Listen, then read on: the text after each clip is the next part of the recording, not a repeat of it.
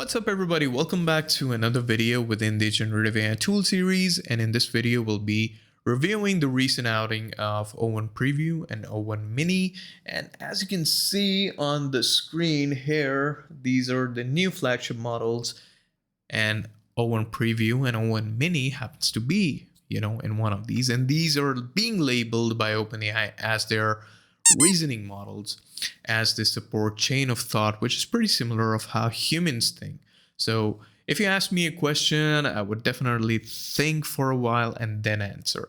So this behavior is being implanted into these models by default, and something you can use within your coding practices, if you're writing a research paper, so they can help you with math or science problems, or in general hard problems that needs to be decoded first. And that's like one step that OpenAI has taken to limit or to contain hallucination for these models, because there is no other way to do that. All right, so O1 Preview is more like a general model that you can use to solve problems, hard problems across all domains as it stated. And O1 Mini is more like a smaller specialized model for coding, math, and science. So you know your divisions. So let's talk about context window, which happens to be the same, 128K tokens for all the versions. Maximum output, O1 Preview has slightly more output than O1 Mini, which is on 65,536 tokens, and all of them have knowledge cutoff date to October 2023. All right, let's dive into the LLM leaderboard and see where O1 Preview and O1 Mini are standing in comparison to the competitors. So we have quality, and O1 Preview is leading, obviously. Obviously, it would have low latency, but it spends a lot of time on, deriving the answer, so it has to be at the top. Followed by O1 Mini, then GPT-4o, which was released in August 24, and then we have Claude 3.5 Sonnet. So I think the whole arena is being owned by O1 and OpenAI for now. In output speed, we don't see OpenAI anywhere else. In latency, surely not. And context window, we have a 1.5 Pro 2 million tokens. No competition for a while. So let's take a deep dive here. So O1 Preview, 128K context window, quality index is 85. Which is a great improvement, but the pricing is a huge factor, as you guys can see. $26.25 per 1 million tokens, and output tokens per second is 26.9. Latency is 39.05 seconds, which is quite a lot. Followed by O1 Mini, which is on 82, not that bad, almost close.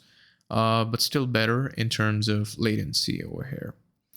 So if you really want to see like where it lies in terms of latency, so if I just switch here, so the most popular model that we have, which is probably you won't know all of these, but you would know Llama 2 and you would know Mistral and Mistral Nemo, which are on like 0.28 seconds.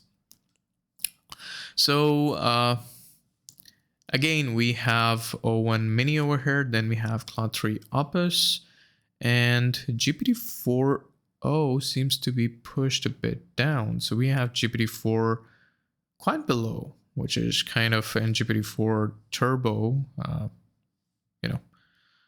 so the competitors have sort of shifted up and the landscape has changed. Okay, let's talk about the hallucination leaderboard now. So we have the lowest hallucination being provided by, I'm pretty sure you haven't heard of it.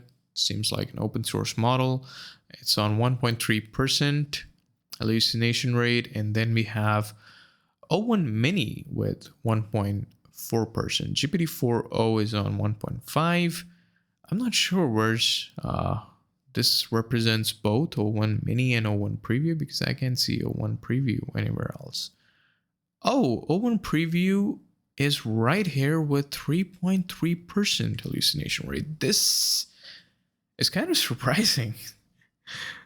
So O1 Mini is is a smaller model and its hallucination rate is 1.4, and O1 preview is on. Oh man, guess the chain of thought didn't actually work out the way they wanted it to be.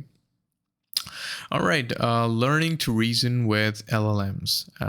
So here, OpenAI actually introduces two concepts. Actually, they're not new concepts in terms of for people who are from the machine learning or deep learning world. So it's like our large-scale reinforcement learning algorithm teaches the model how to think. So there are two aspects of this. To train these models, reinforcement learning, or in general how these models work, are very closely associated with chain of thought. So both of them go hand in hand. But speaking of training, so you need to know that reinforcement learning is a part of it, and chain of thought is more like the flow that it follows to generate a particular answer. So reinforcement learning algorithm teaches a model how to think productively using its chain of thought in a highly scalable, data efficient training process. So we have found that the performance of O1 consistently improves with more reinforcement learning, which is train time compute, which happens during the training before obviously the model is released. Once it's released, it's fine-tuned and trained by OpenAI. And with more time spent thinking, which is test time compute, which is something that we do. So maybe that's why the hallucination rates are a bit high, because it doesn't really know what to think about. And that really depends on your prompt. So train time compute and test time compute. And as you can see, with the graph shown here, as the train time compute increases, the accuracy benchmark over here increases as well. And the same thing with test time compute. But obviously you can give forever to a model to actually come up with the answers. And here we have a few benchmarks in terms of competition math, competition code, PhD level science questions. So O1 preview is like 78.3, top here, and top here. So pretty cool stuff. And then we have a nice demonstration of what chain of thought is basically about. So if you have ChatGPT Plus, maybe you can access it now. Not sure how the rate limiting is working for the API side, but I'll have to dig into it. So for example, if I go into coding, and if I was using GPT-4, here it's asking write a bash script that takes two matrices represented in a string format and prints the transpose of the same format. So it would just go ahead and print out like a nice looking script for you. It won't think, it won't initially optimize the whole stuff. But with O1 preview, here you are, thought for 5 seconds. So the user is requesting the bash script that takes string representation matrix, just like this. So let's first understand the input and output format. So it states like, hey, this is the input format, and that's fine. Let me scroll it a bit down.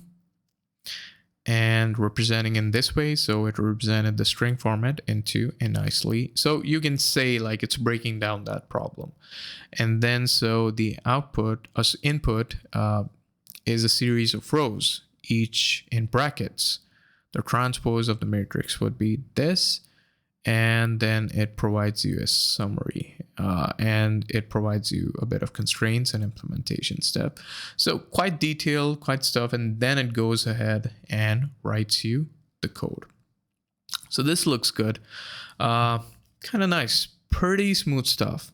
And we have some more benchmarks over here. But I believe you guys get the idea, what it's about, what it represents.